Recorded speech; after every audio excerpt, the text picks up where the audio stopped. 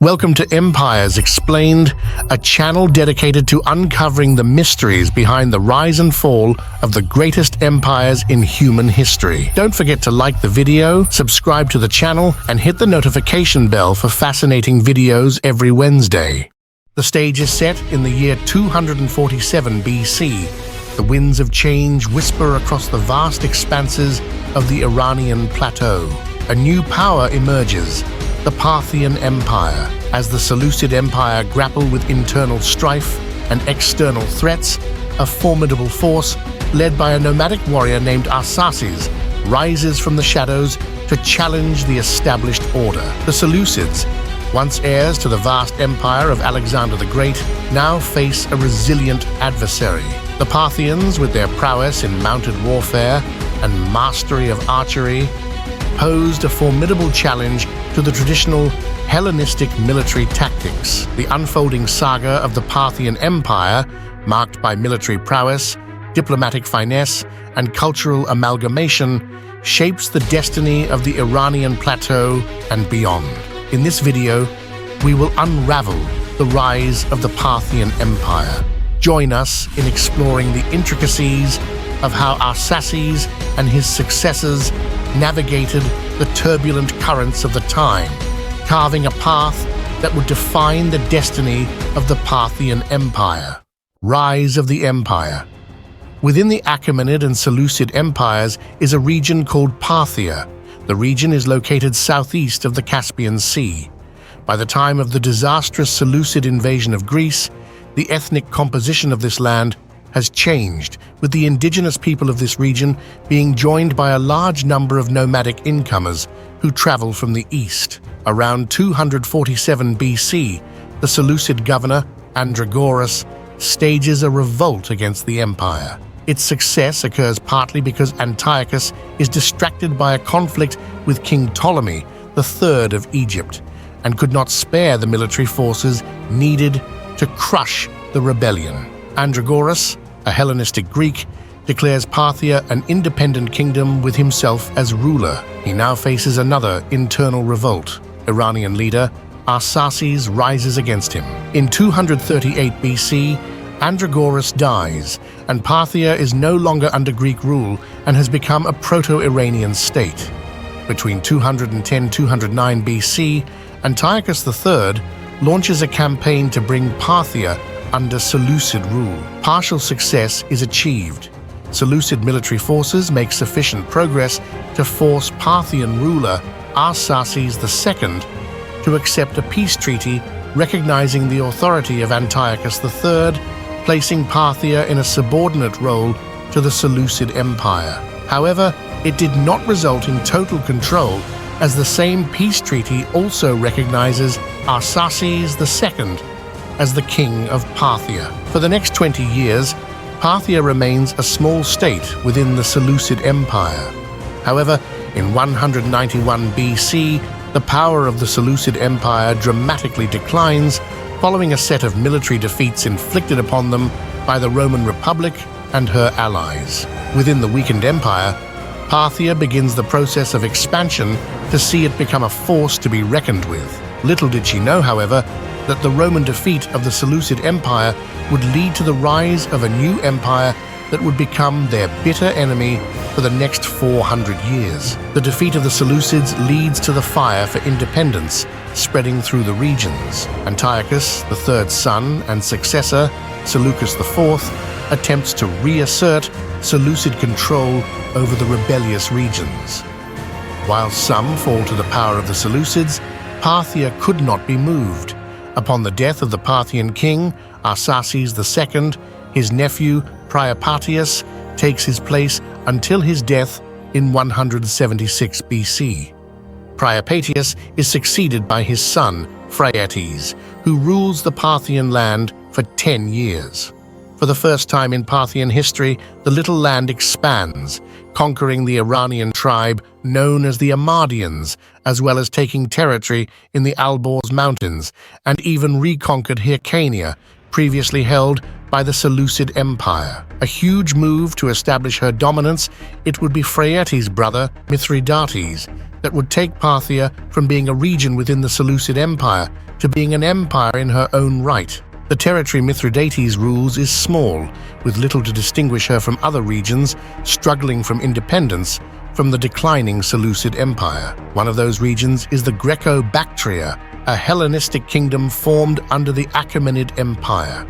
Whilst being a thriving and wealthy kingdom, she finds herself in complete turmoil by 165 BC. The king of Greco-Bactria, Eucratides I, comes to power in 171 BC from a coup leading to dissent in the kingdom. The country weakens from a series of wars with external enemies. 163 BC, Mithridates launches an invasion of Greco-Bactria. Within a few years, Parthia occupies the region, making her a vassal state. With fire in his belly, Mithridates turns his attention to west in 147 BC, and within a decade achieves extraordinary military successes, leading to an exponential increase in territorial expansion. New territories includes Media, a former Seleucid stronghold, Persis in the southwestern Iran, as well as the small kingdoms of Elymais and Carrhae. By the time he dies, Mithridates' Parthia controls territory as far as the Indus River Valley in today's India. Mithridates II succeeds his father at the tender age of 15. Eager to further add to his father's conquest, by the time of his death in 127 BC, little progress has been made. Parthia stagnates as she waits for another charismatic leader. Her wait is over in 124 BC as Mithridates II comes to the fore. He pushes Parthia towards domination of the Caucasus, gaining control over Armenia and parts of modern-day Albania. His armies control parts of present-day Syria and extends their control over the Indus River Valley. For the first time under Mithridates II, Parthia becomes a fully-fledged empire in her own right, controlling vast expanses of land and newly conquered peoples. She has become worthy of note to other world powers of the time, as Parthia establishes contact with the Chinese and what would become her greatest rival, Rome. Mithridates II extends his territory west of the Euphrates River. There, she makes direct contact with the Romans. Rome, a growing power, was not to be trifled with. Mithridates sends his envoy, Orobazus, to discuss the terms of a relationship between the two growing empires. On his journey to Orobazus, meets the Roman governor of Cilicia, Lucius Cornelius Sulla, an arrogant Roman general. Sulla receives Orobazus. It is the first time any Roman envoy has met with one from Parthia.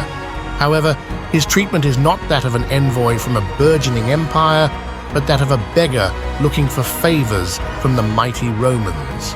Upon his return, Mithridates has the envoy executed for allowing the disrespect to occur. However, the meeting between the two giants produces one agreement. The Euphrates River is to become the border between the two empires. For the remainder of Mithridates' rule, the river remains as the border with no direct conflict between the two empires. Peace maintains between the two for several decades. However, the peace between the Romans and Parthians does not mean peace in the region. Tigranes II, a new king of the neighboring Armenia, comes to power and moves quickly to extend the length of his own rule. This includes aiming to seize land in Mesopotamia belonging to the Parthians, as well as Syria, angering the Romans. In anger and rage, the Roman consul Lucius Licinius Lucullus sends a Roman army to invade Armenia, laying the capital Tigranocerta to siege. Tigranes II, in desperation, appeals to the Phraates II, the Parthian king. To keep the peace with the Romans, Phraates, with little care, dismisses the request. In swift fashion, the Roman army sends 15,000 soldiers who meet the enormous Armenian force of 100,000 men. An ocean of soldiers face the Romans, the odds seemingly against them. However, their numbers are merely that, numbers. The Roman army expertly dismantles the larger Iranian force with ease. News returns to Rome. The Romans are drunk on their victory, enthralled with the belief they cannot be defeated in battle. Parthia quietly retakes the lost Armenian territory whilst maintaining peace with the ever-powerful Romans. Tigranes' son-in-law, Tigranes, the younger, aims to take the fallen throne, but in his failure, flees to Parthia, where Phraates III offers him protection. With the heir of Armenia in his pocket, Phraates attempts to lay siege to the new Armenian capital, Artaxata. Failure ensues, and in desperation, Tigranes II flees, falling under the protection of Gnaeus Pompeius, the most successful Roman military man of this period. In a stunning turnaround, Tigranes II allows Armenia to become a client state of Rome. Pompeius has Tigranes the younger sent to Rome as a hostage, as a guarantee the agreement remain in place. Phraates III is angry.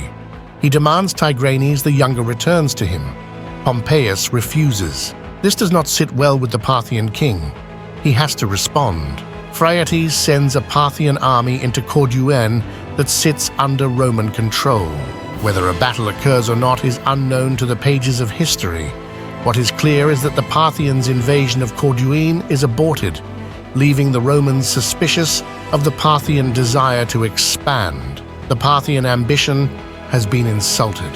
As a result, Phraates' sons, Orodes II and Mithridates IV, murder their father. Orodes takes the mantle of king as his brother flees to Roman-controlled Syria, seeking their protection from his brother.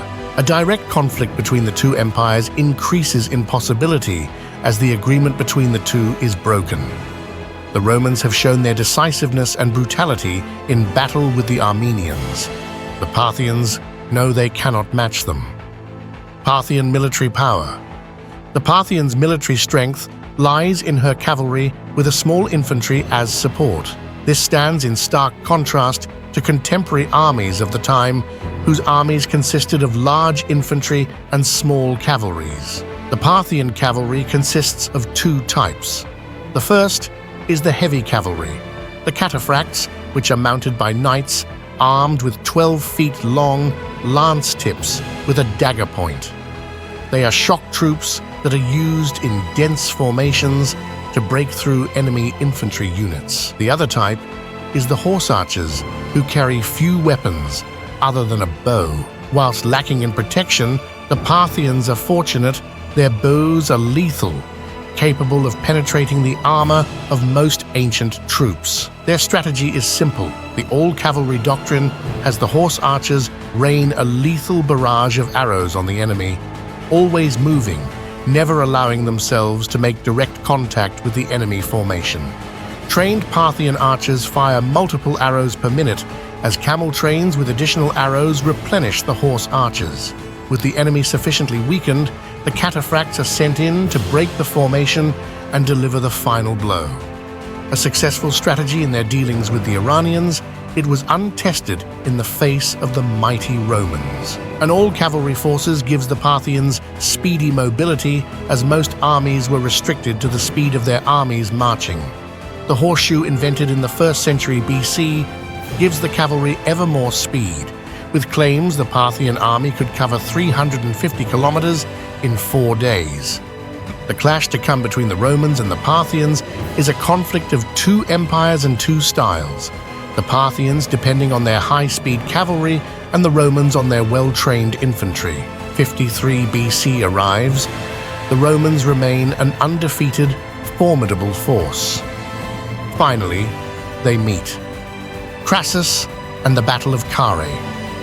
The Roman Republic at this time is dominated by three men: Gaius Julius Caesar, Gnaeus Pompeius Magnus, and Marcus Licinius Crassus. Caesar comes of the back of multiple military victories in Gaul. Pompeius is recognized as the greatest living Roman military campaigners, which includes the invasion of Armenia. Crassus, a man with no military experience, is exceptionally wealthy thanks to his successful property speculation. The three men have no love for one another, but their mutual love for Roma brings them together to become the unofficial rulers of the Roman Republic. The three begin their work together in 59 BC. By 55 BC, their relationships becomes quite uncertain. However, with clever political maneuvering, Caesar is given consul over Gaul, Pompeius is given Spain, and Crassus is given Syria. Crassus arrives in Syria in 55 BC and immediately begins building a vast army. However, there is only one place an army of this size can be employed: Parthia. Mithridates IV, who is still in Syria, has won a short civil war against his murderous brother Orodes II to become king of Parthia. He is given support by Crassus, and Mithridates' victory leads to Parthia becoming a client state to the Romans. Parthia is now seemingly under Roman control. Crassus's vast army is further supported by King Artavasdes, a new ally of Rome. He tries to convince Crassus to march on Parthia through Armenia. Impatient for his first military victory, Crassus takes the shorter route through the Mesopotamian desert to enter Parthia. Smelling victory, Crassus seeks advice from Ariamnes, advisor of Pompeius in Syria. Crassus is told the Parthian army is in poor shape, that it is no match for the might of his vast army. The Parthians are embroiled in a fight with King Orodes II in Armenia and only has 9,000 horse archers and 1,000 cataphracts. Experienced commander Serena leads the Parthians. Orodes' orders are simple: harass the Romans and slow their advance. Serena, however, has other ideas. The Romans march on the town of Carrhae in Turkey. Some of the commanders urge Crassus to make camp and let the men eat and rest. Instead, desperate for his first victory, he marches on the smaller Parthian army. The Battle of Carrhae becomes one of the most decisive battles the Romans endure. Complete defeat meets them in the flat terrain, as the Romans' legions are left naked in storm of Parthian arrows penetrating their armor. Crassus stands his ground as he hopes for the Parthian archers to run out of arrows. Serena has his camels ready as the cataphracts run through the weakened, demoralized Roman infantry. As the sun sets, 20,000 Romans are dead. Laying in the battlefield, their leader, Crassus, has died. Carrhae is a humiliation for the mighty Romans. Their invincibility is shattered, the illusion of superiority broken. To make matters worse, the Parthian army also secure victory in Armenia. Such was the success of the Parthians. King Orodes II has his most seasoned commander, Serena, executed. His jealousy and desire to be the center of Parthian attention getting the better of him. The Battle of Carrhae begins the full-scale war between the Romans and the Parthians. Both move for domination over the other. Both sense weakness in the other. Who, however, wins?